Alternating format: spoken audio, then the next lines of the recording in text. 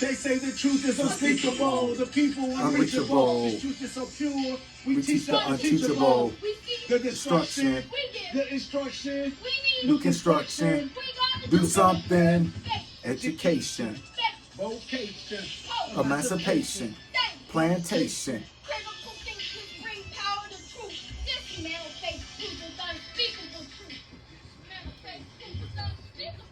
We're going to dismantle fake truth with unspeakable truth. Habari Ghani, family. Habari Ghani. Hey, you see this fire? It's hot.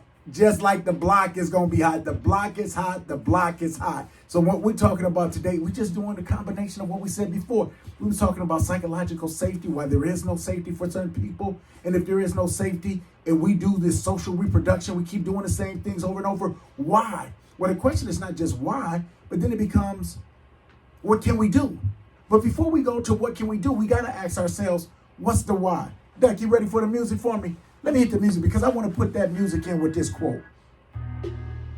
It says, sometimes people hold a core belief that is very strong.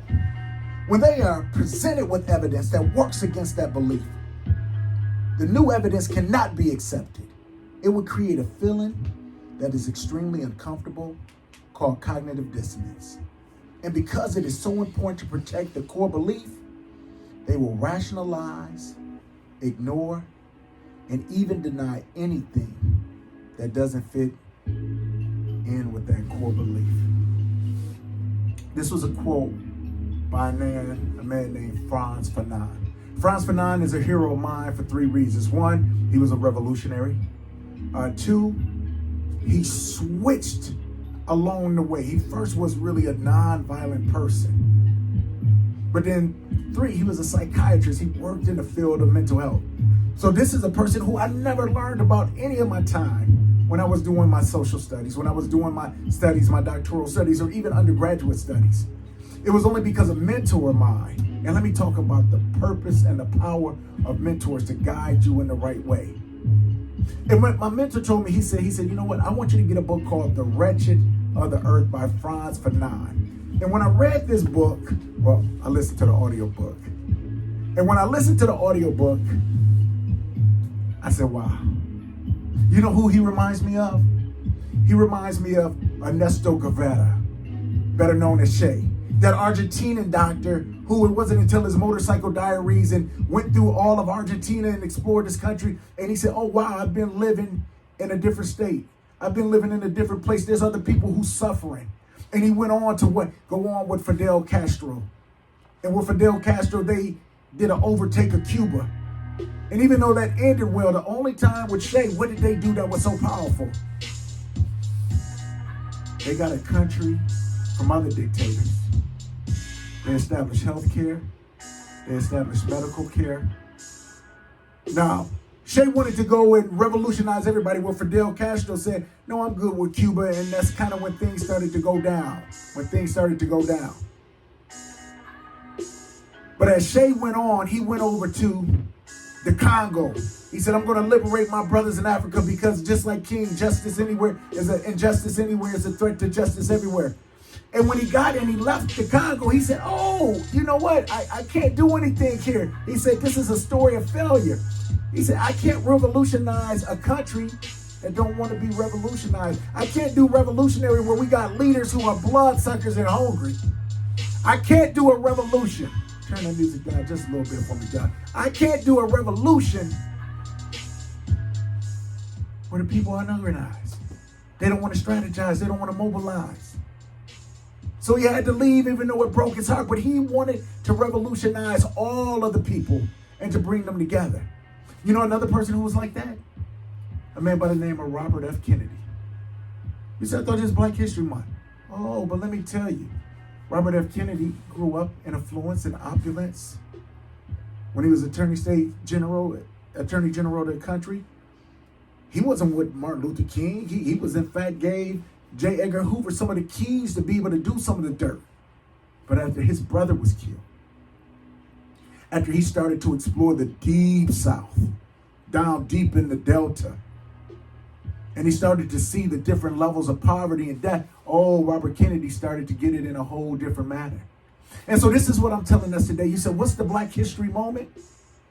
Oh, it's time for a revolution. But see, the revolution can't start until it starts right here. And some of us are so comfortable with these creature habits. I'm guilty too. Because we're so guilty and we eat off of those crumbs from the master's table. Even though it's not what the master has, but those crumbs are still so big and so delicious that we can eat off of them and get comfortable. And that's why nothing changes, because Malcolm X said this. He said, usually when people are sad, they don't do anything. They just cry over their condition. But when they get angry, that brings about a change. And see, what happened with Che Guevara, what happened with Robert F. Kennedy, what happened with Franz Fanon is that these were individuals who got angry. Why? Not for the sake of getting angry, but because they saw the depths of despair. They saw that even when they did certain things had changed. They said, we have to do something more revolutionary. And with that, I want you to think about this. Even Thomas Jefferson said, you know what? The trees of liberty have to be watered with blood every now and again. Now, isn't that funny when Hale says, I regret only have but one life to live, and Patrick Henry says, give me liberty or give me death. These people are considered heroes in a revolutionary sense, but when those who are oppressed speak the same language, now they're terrorists, now they're enemies of the state. The Wretched of the Earth by Franz Fanon. And you say, I don't got time to read the book. I don't have time to do the audio book. YouTube him. Look him up. See how he went to fight for France. But he recognized, I'm fighting for the colony. I'm right for the empire. I'm on the wrong side. Cognitive dissonance. See, we have these core beliefs. And if we stay stuck in core beliefs that's based on ignorance, based on intelligence that's been skewed, then we believe we're right in our ignorance because it's pure and sincere in our heart.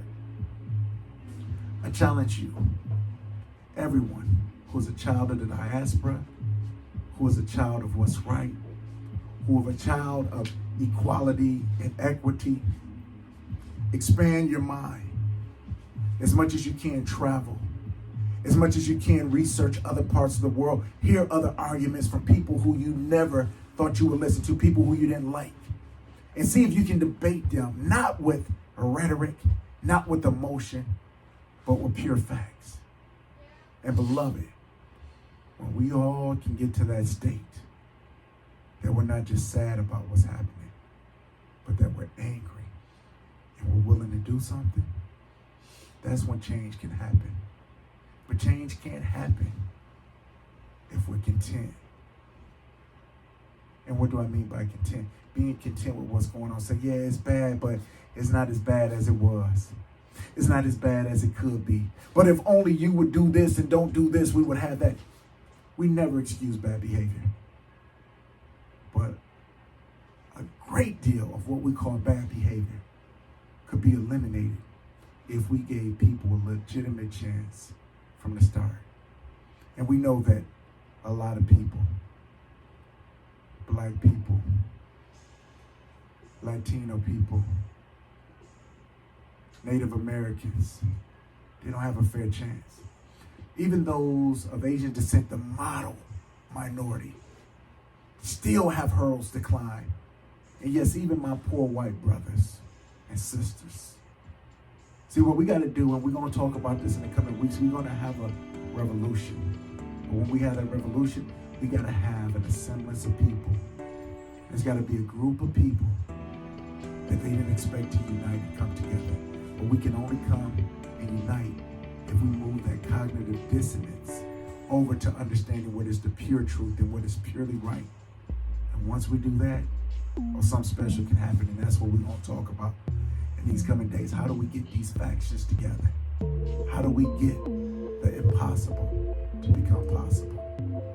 I'm the Blacksmith, and this is your Black History Moment with DJ Kofi Atai. We call him DJ Doc.